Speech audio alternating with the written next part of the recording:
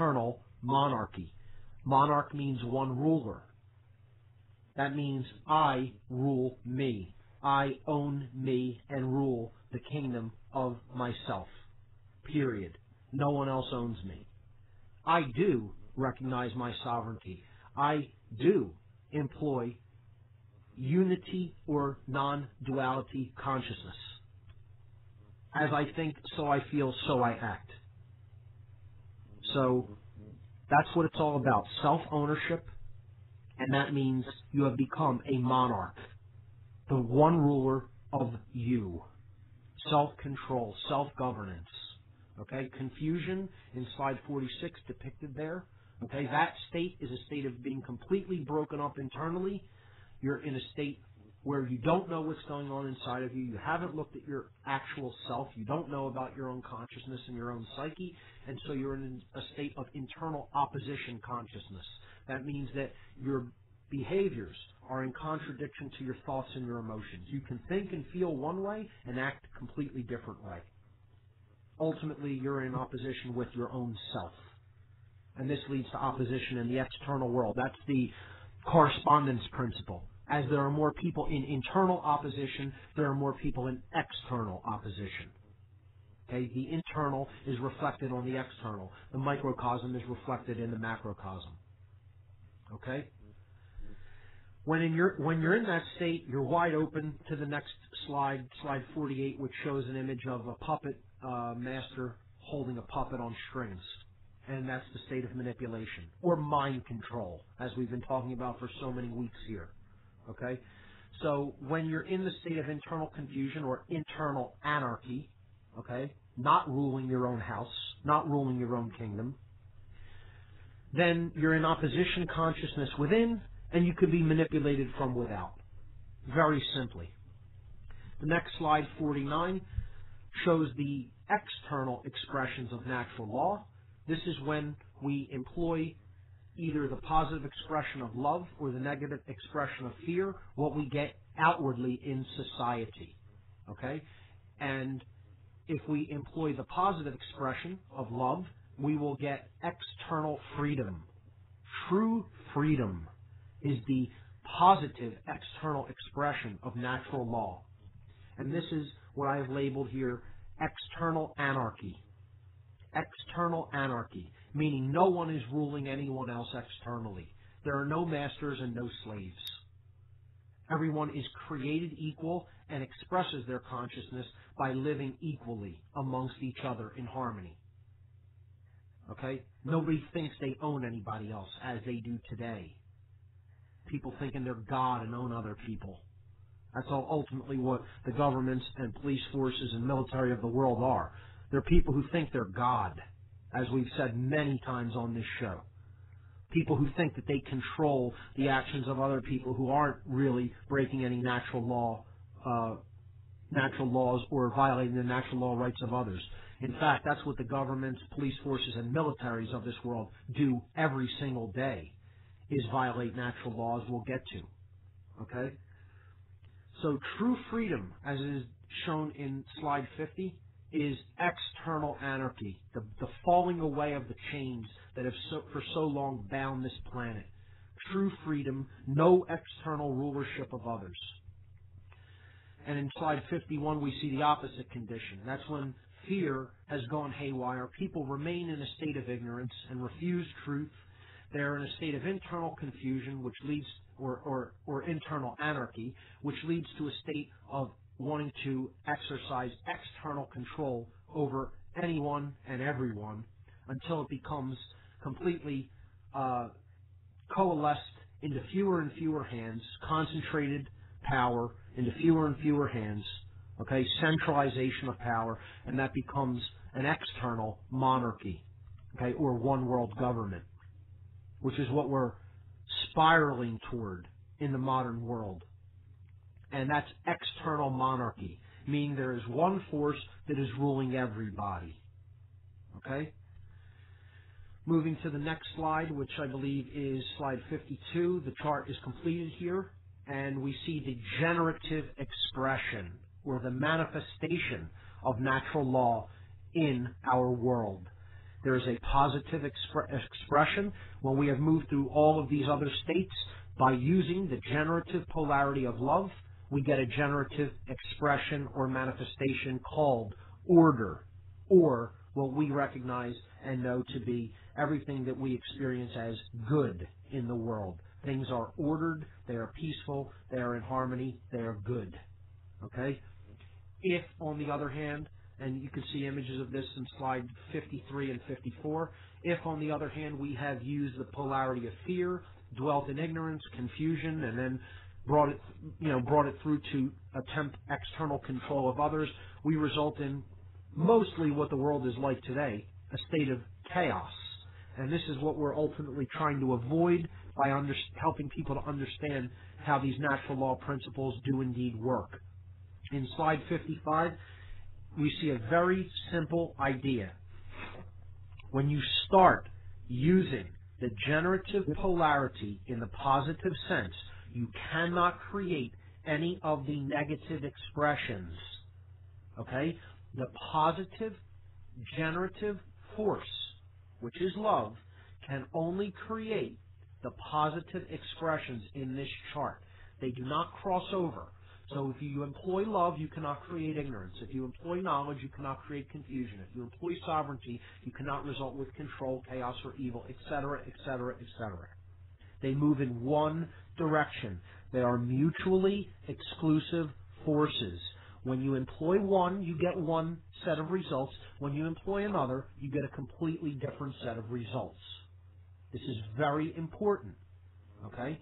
They are indeed polarized principles. The principle of polarity applies here. Okay? Moving to the next slide, slide 56. These are the four polarities that natural law is essentially recognized through. And we'll get to those when we come back. I call this section, the next four sections, I call Know the Difference. We'll highlight some of the differences to help us understand natural law. I'll be right back.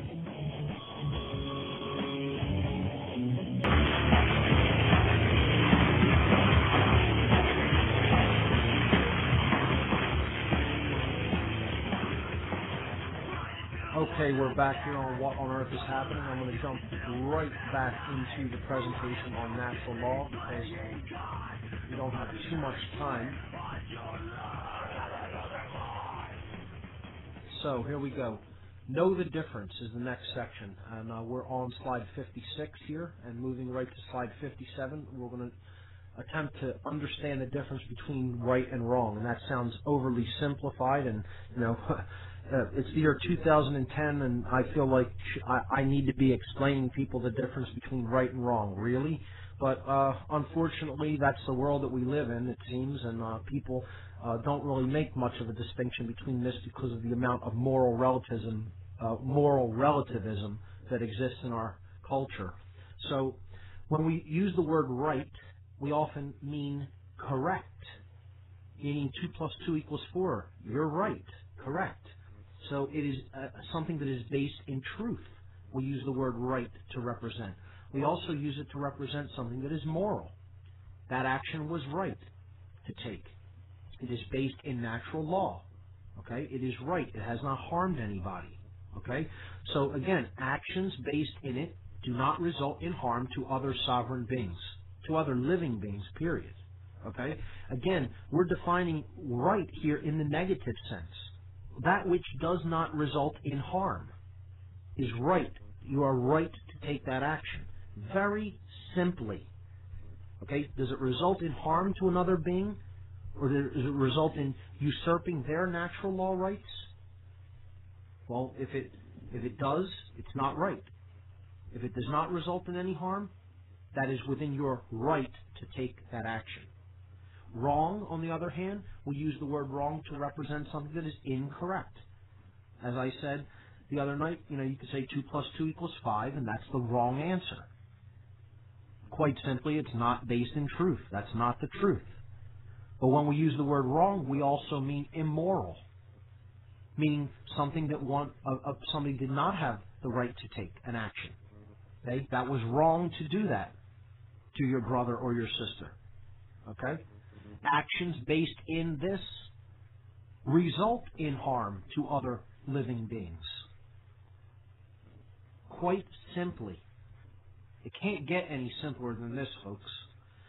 The concepts of incorrect and immoral are equivalent, and the concepts of correct and moral are equivalent. If something is based in truth, it is based in principles, it is based in natural law, it will not result in harm. If something is not based in truth, it will not be based in natural law, it will result in harm. It can't get any simpler than that, and I cannot get anyone to accept that. There is no way I can make you accept that. All I can tell you is that is the truth, and that is how natural law works. This is one of the fundamental principles and polarities to understand when it comes to natural law. I can only put it out there. You can accept or reject it. Slide 58, conscience, is what the understanding of natural law is ultimately attempting to create within us, to develop true conscience. Conscience is a word that comes from Latin. It means to know together. Con means together in Latin. A prefix in Latin means together. And scio, sciere, means to know or to understand. Conscience is to know together, to come to a place of knowledge together. Common sense is what conscience ultimately is. And sadly, we have lost our common sense in the modern world. And most people do not know the difference between right or wrong anymore. As sad as that sounds, that's the case. Okay? So the next slide is called Know Your Rights. And I list 3 basic principles here that are easy to keep in mind. It is best to understand your rights in the apophatic sense. Apophatic, A-P-O-P-H-A-T-I-C. What this means is in the negative, being defined in the negative. Okay, and this sounds bad, but it's actually quite good, and it is a good way to understand what your rights are and what they are not. We need to come to know which actions are not our rights because they cause harm. And we have way too many rights to list them all. There's so many actions that you can do and take that don't result in harm to other living beings that you couldn't possibly list them all. But you can define what you do not have the right to take. Okay? Everything else that remains are your rights. If it causes harm, they're not your rights. So define your rights in the apophatic sense as opposed to the affirmative sense. Okay? Natural law holds true regardless of the human population. I hear that one of the biggest arguments people come up with is, well, if there were only a few people in the world, and it was a real small society or town or village, well, you could act like that, but the Earth has 7 billion people on it. Ladies and gentlemen, natural law does not care how many people are living on a planet. It exists. It is immutable. It is unchanging. Your rights are not going to change whether there's 1 person or 2 people or whether there's 20 billion people on a planet. It doesn't make a difference. The human population is irrelevant when it comes to natural law rights. Your rights hold true, hold to be the same, and what your rights are not hold to be the same. In other words, right and wrong is the same regardless of how many people there are. Okay? When in doubt as to whether an action is in harmony with natural law, simply visualize the scenario of a world where there are only 2 people. And this is an exercise I've talked about on this show in the past. Okay? If something is wrong to take an action where there are only 2 people, it's wrong to do it in a world where there are 7 billion people. All right? So if there's 2 people living in the world, I can't go over and say, I'm stealing the food that you produced, and I'm going to come and take this much of it after you've produced it. You can't do that. Okay? That's wrong to do in a situation where there's only 2 people. It would be wrong to do in a situation where there's 10